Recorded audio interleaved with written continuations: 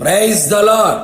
సర్వంతర్యామి అయిన క్రీస్తు యేసు పరిశుద్ధ నామములో మీకు రక్షణ, స్వస్థత, సమాధానం, సంతోషం, ఆశీర్వాదం, ఆత్మాభివృద్ధి కలుగునుగాక. ఈ దినపు యేసయ్య జీవపు మాట 115వ కీర్తన 3వ చరణం. మా దేవుడు ఆకాశమందున్నాడు.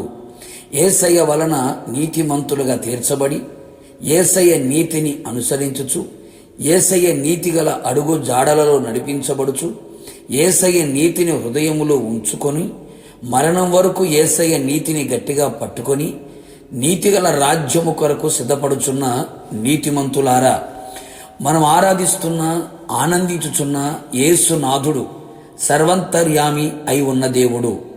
ఆయన కన్నులకు మరుగైనది ఏదీ లేదు, ఆయనకు వినబడనది ఏదీ లేదు.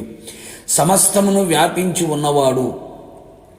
భక్తుడు అన్యజనులు తను నిందించుచు ఉండగా మీ దేవుడేడి అని చెప్పుకొనుచుండగా భక్తుడు ఎంతో ధైర్యముతో మా దేవుడు ఆకాశమందు ఉన్నాడు అని చెప్పెను. అవును, మన దేవుడైన యేసయ్య ఉన్నవాడు, అనువాడై ఉన్నాడు. ఆకాశము ఆయన సింహాసనము, ఆకాశముందు ఆయన ఆసీనుడైన దేవుడు. ఆయన నివాస స్థానము, పరిశుద్ధ నివాసము ఆకాశమే. ఆకాశము ఆయన మంచి ధననిధి. ఆకాశము నుండి ఆయన వంగి చూచే దేవుడై ఉన్నాడు. కావున దేవుని ప్రియ దైవ జనాంగమా, ఆకాశమందున్న దేవుడు తన ప్రజల ఎడల ఎన్నో వింత కార్యములు, గొప్ప కార్యములు, ఆశ్చర్య కార్యములు, మహా ఆశ్చర్య కార్యములు ఆకాశము నుండి చేయువాడై ఉన్నాడు. నా పేరు పెట్టబడిన నా జనులు తమను తాము తగ్గించుకొని ప్రార్థన చేసి ఆయనను వెతికి తమ చెడు మార్గములను విడిచిన ఎడల ఆకాశము నుండి ఆయన వారి ప్రార్థన విని వారి పాపములన్నిటినీ క్షమించును, వారి ఆత్మకు, శరీరమునకు, మనసుకు స్వస్థతని కలుగు చెయ్యును.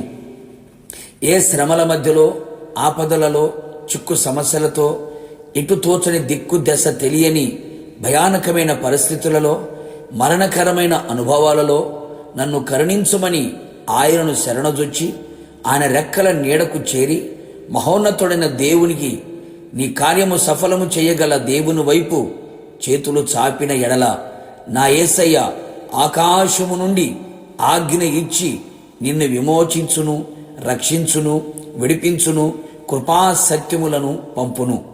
యుగ సంబంధమైన దేవత అవిశ్వాసులైన వారి మనోనేత్రములను గుడ్డితనము కలుగు చేసి ఉండగా దేవుని స్వరూపి అయి ఉన్న క్రీస్తు మహిమను కనబరుచు సువార్త ప్రకాశం వారికి ప్రకాశం చెయ్యకుండా చెయ్యగా ఆకాశము నుండి గొప్ప వెలుగుతో వారిని దర్శించి వారి చీకటిని వెలుగుగా మార్చి వారికి త్రోవను చూపి ఆయన పరిశుద్ధ పర్వతమునకు, ఆయన నివాస స్థలమునకు తోడుకొని వచ్చెను.